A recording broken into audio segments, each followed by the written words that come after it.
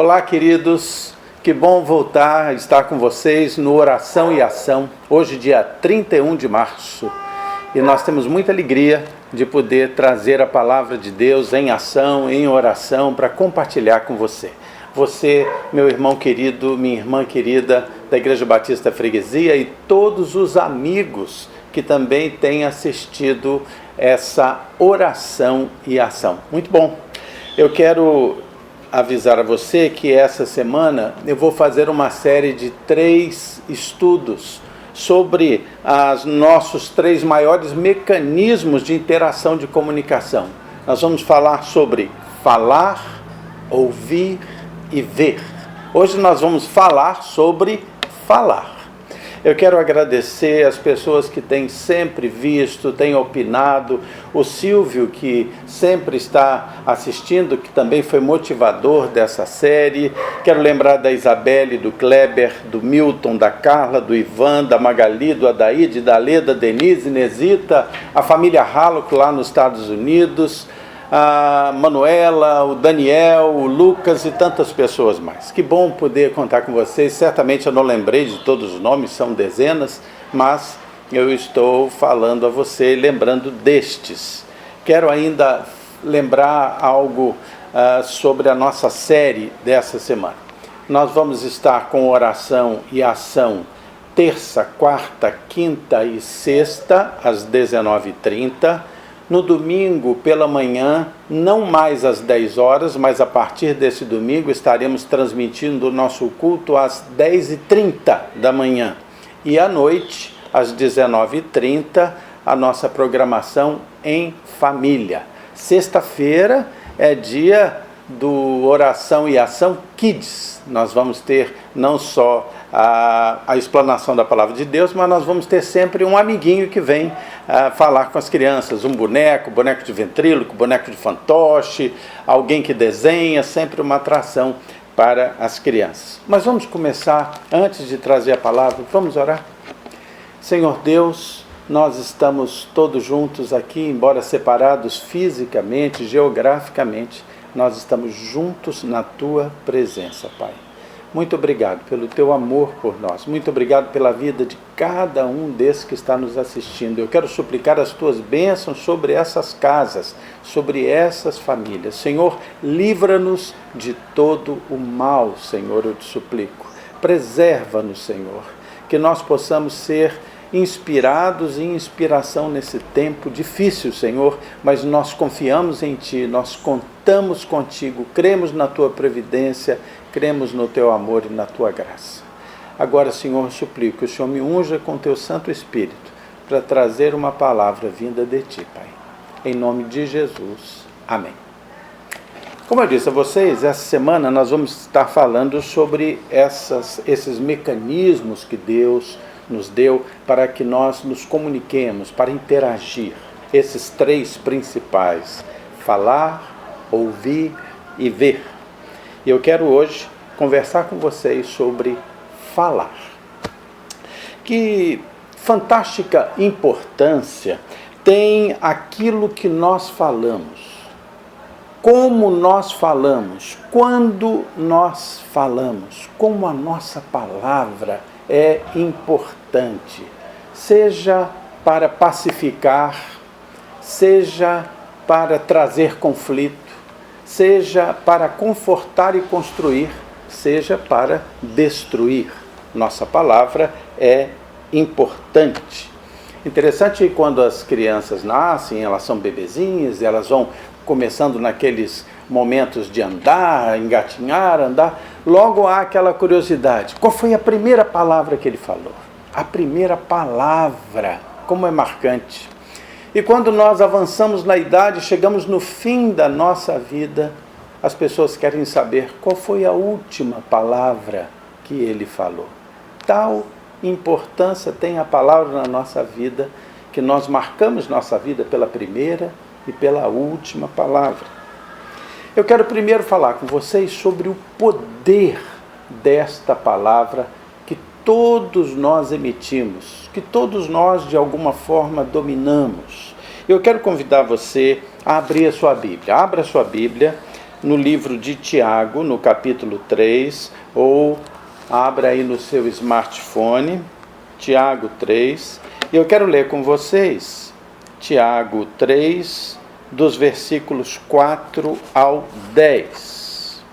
Preste atenção, Tiago 3, versículos 4 ao 10. Ok? Vamos lá. O texto diz assim: observem igualmente os navios, que sendo tão grandes e batidos de fortes ventos, por um pequeníssimo leme são dirigidos para onde queira o impulso do timoneiro. Assim também a língua, pequeno órgão, se gaba de grandes coisas.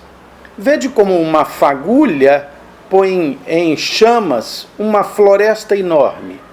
Ora, a língua é fogo, é mundo de iniquidade. A língua está situada entre os membros do nosso corpo e contamina o corpo inteiro.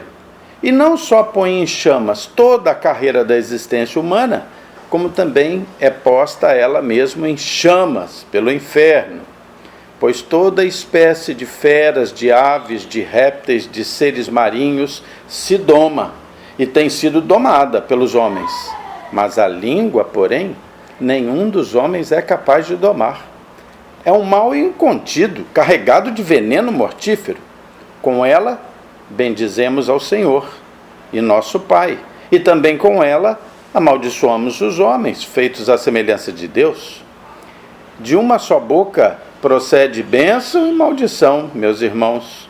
Não é conveniente que estas coisas sejam assim. A primeira lição que nós temos aqui é que as nossas palavras são capazes de destruir.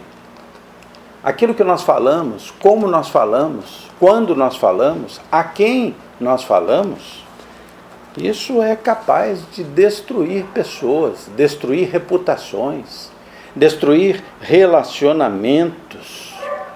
Há um texto muito interessante no livro de Efésios, e eu vou convidar você agora a caminhar comigo para o livro de Efésios, no capítulo 4, que fala sobre essa questão de como a língua pode ser destrutiva. Efésios 4, primeiros versículos 26 e 27, que diz assim: irai-vos, ou seja, fiquem até com raiva, mas não pequem. Não se ponha o sol sobre a sua ira, ou seja, não deixe a sua ira para o dia seguinte. Irai-vos, mas não pequeis. Não se ponha o sol sobre a vossa ira, nem deis lugar ao diabo. Veja agora o versículo 29, que diz assim: não saia da vossa boca nenhuma palavra ruim, e sim unicamente aquela que for boa para edificar, conforme a necessidade. E assim transmita graça aos que ouvem você. Veja ainda o versículo 30, e diz assim: e não entristeçais o Espírito Santo de Deus, no qual fostes selados para o dia da redenção. Interessante você observar todas essas coisas que aí foram ditas. Primeiro, esse texto nos ensina que nós não devemos manter raiva dentro de nós. Não se ponha o sol, ou seja, não termine o dia e comece outro por sobre a sua ira. Queridos, como é importante que nós perdoemos, porque quando a gente está com o coração cheio de ira, nós podemos dizer coisas terríveis, destruidoras. Nesse tempo de confinamento, em que as pessoas têm que estar muitas horas, muitos dias, todo o tempo juntas, convivendo, muitas das pessoas têm dito coisas muito duras umas para as outras, muito duras. Têm dito coisas que ferem, que magoam umas às outras. Então, eu quero dizer a você, é um tempo de exercitar paciência, de exercitar amor, de exercitar tolerância, de deixar a ira para lá. Não se ponha o sol sobre a sua ira. O versículo 29 diz assim: não saia da vossa boca nenhuma palavra ruim, e sim unicamente a que for boa para edificar, ou seja, construir, conforme a necessidade, e assim transmita graça aos que ouvem você. Às vezes a gente só põe para fora a palavra que é ruim, não põe a palavra que é boa. Uma vez eu ouvi uma história, quero compartilhar com você, muito interessante, que disse que havia um casal e essa mulher, ela gostava muito do seu marido, mas o seu marido era um homem muito rude, muito duro nas suas palavras, e um dia ela resolveu fazer uma macarronada deliciosa, que era o prato que ele mais gostava. Então ela fez aquela macarronada caprichadíssima, molho à bolonhesa, botou na travessa, queijinho ralado, botou na mesa, chamou o marido, ele sentou e ela ficou ali, sentadinha, vendo o marido comer, em silêncio, feliz, como um gesto de amor, ávida de receber uma palavra boa, uma palavra carinhosa, ávida de receber um elogio. E ele foi comendo e percebendo que a mulher estava ali. Num determinado momento ele olhou para ela e disse assim: pode deixar que se tiver ruim eu falo. Às vezes as pessoas só falam o que é ruim. Queridos, nós precisamos ter palavras boas. A Bíblia diz que nós devemos ter uma palavra que edifique, que construa. O versículo 30 que eu li diz algo que pode parecer difícil de entender. Diz assim: não entristeçais o Espírito de Deus, no qual fostes selados para o dia da redenção. A Bíblia nos ensina que o Espírito Santo de Deus habita em nós.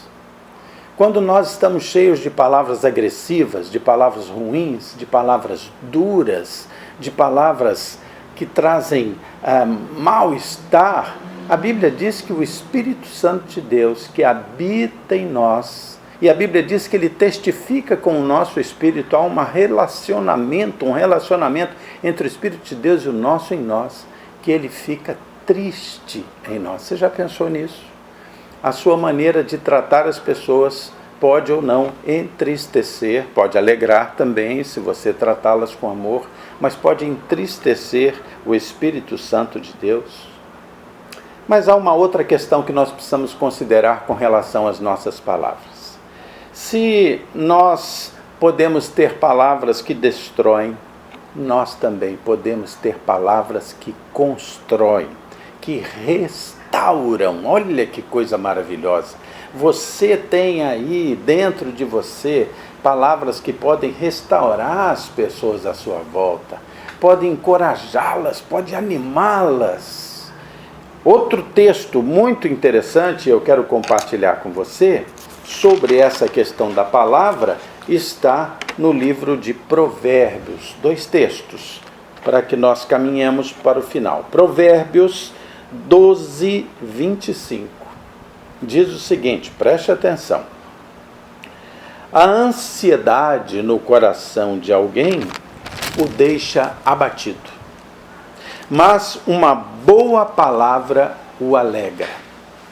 Que coisa maravilhosa é quando a gente está abatido, quando a gente está com a nossa autoestima baixa, nós estamos desesperançados e alguém chega perto da gente e diz uma palavra boa, uma palavra de encorajamento e diz: você vai conseguir, você tem qualidades, olha, você pode não ter acertado aqui e ali, mas olha como você acertou nesse ponto, vai em frente.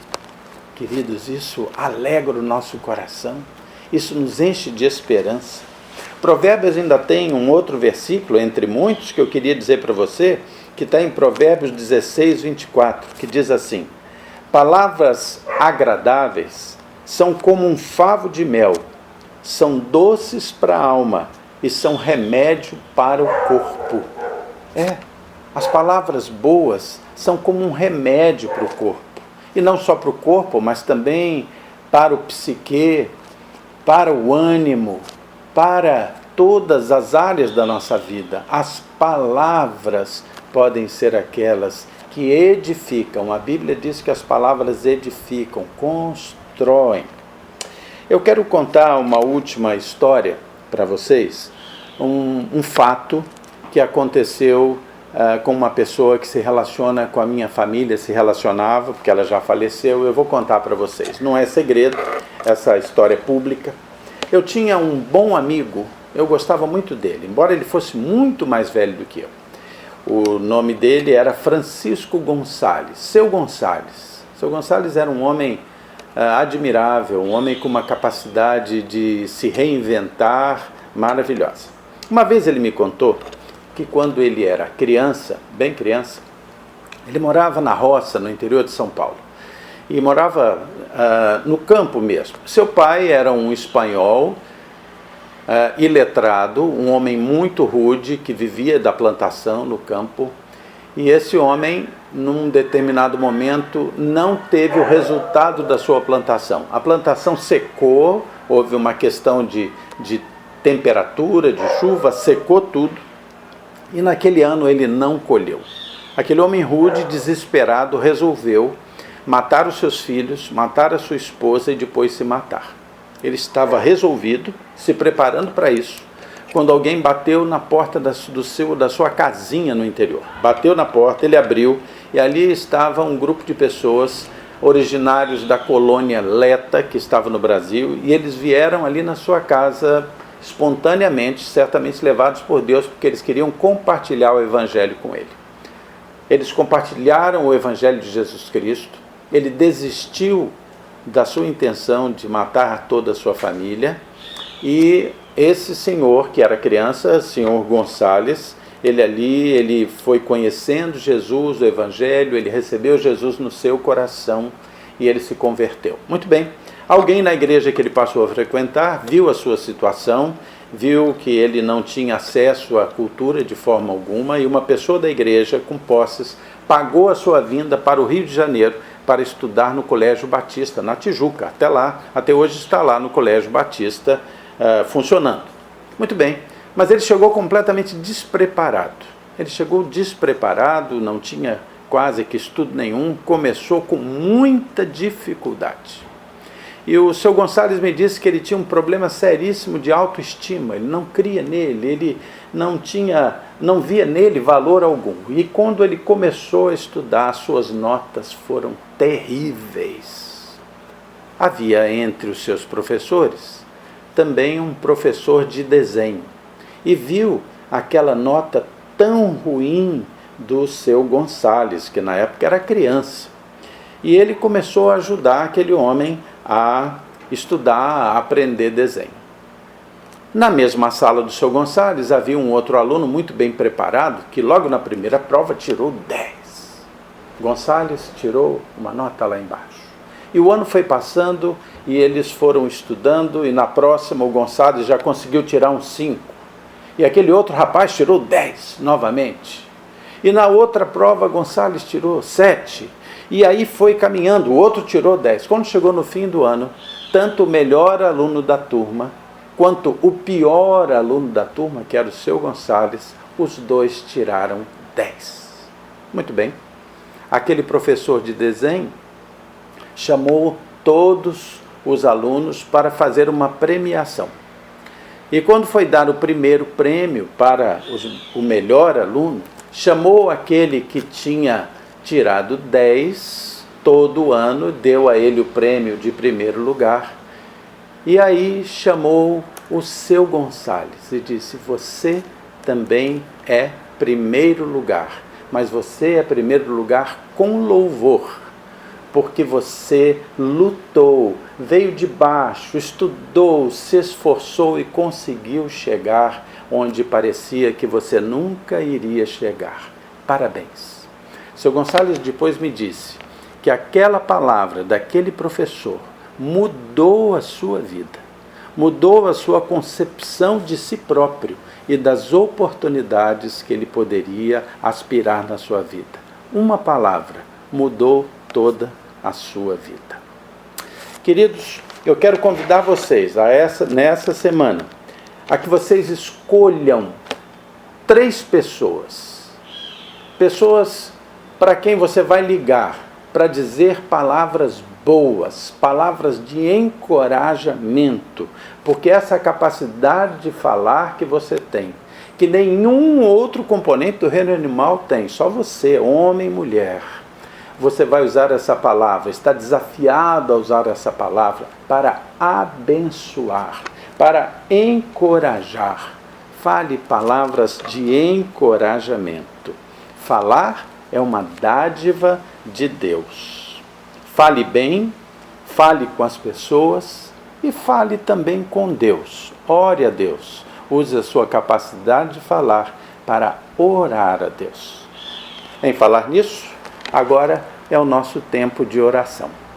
Eu quero convidar você aí na sua casa, que você baixe a sua cabeça, que você feche seus olhos. Talvez você, que seja um dos amigos que está nos assistindo, não compartilhe da nossa visão religiosa, não tem a menor importância. Não tem a menor importância.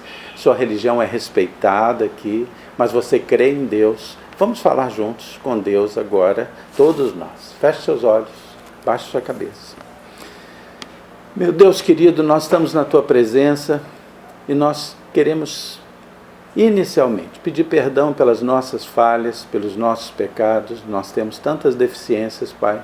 Tantas vezes nós falamos palavras tão duras desnecessariamente. Me perdoa quando eu digo palavras duras também, eu falho também. Pai, eu estou pregando para as pessoas, mas estou pregando para mim. Eu quero te pedir que o Senhor fale ao nosso coração e à nossa mente, nos dê sabedoria e discernimento. Dá que nós tenhamos palavras de motivação e de encorajamento, principalmente para aqueles que estão no nosso lar, Senhor, que estão ali conosco. Ajuda-nos, Pai, a que tenhamos palavras que não entristeçam o Espírito Santo, porque o Teu Santo Espírito habita em nós. Pai, queremos te pedir bênção sobre as nações do mundo, Pai. Tem misericórdia, Senhor, das nações. Tem misericórdia da França, da Espanha. Tem misericórdia, Senhor, da Itália. Tem misericórdia dos Estados Unidos e de todos os outros países que estão enfrentando esse grande problema nesse momento. Mas o Teu poder é grande e é soberano, Senhor. Basta um gesto Teu, Pai, e tudo pode, Senhor, acabar, solucionar, esfriar. Que a Tua graça e misericórdia esteja sobre nós. Pai de amor, nós pedimos que o Senhor abençoe o nosso país, que o Senhor abençoe os nossos governantes, abençoe o nosso presidente, o vice-presidente, ministros, líderes, Senhor, de Câmara dos Deputados, líder do Senado, todos dos cargos executivos, legislativos, judiciários. Ó Deus, traz justiça à nossa pátria, Pai. Senhor, fala o coração e a mente desses homens, para que eles se corrijam e sejam regidos, Senhor, pelos valores que vêm de Ti. Tem misericórdia do nosso Brasil. Nós confiamos em Ti e nós nos tranquilizamos em Ti, Pai. Tudo isso, Pai, eu Te suplico e Te agradeço, em nome de Jesus. Amém. Queridos, amanhã nós vamos estar com o nosso Oração e Ação, no mesmo horário, às 19h30, e nós estaremos fazendo estudo bíblico. Nós estamos fazendo o estudo bíblico em sequência no livro de João. E amanhã eu quero lembrar a vocês quais são os versículos que nós vamos estudar. Amanhã nós vamos estar estudando João 6, do versículo 41 ao versículo 59. Vai ser uma bênção estar com você amanhã, às 19 horas. Deus abençoe você. Não esqueça de dar uma palavra boa para aqueles que estão à sua volta. Deus te abençoe.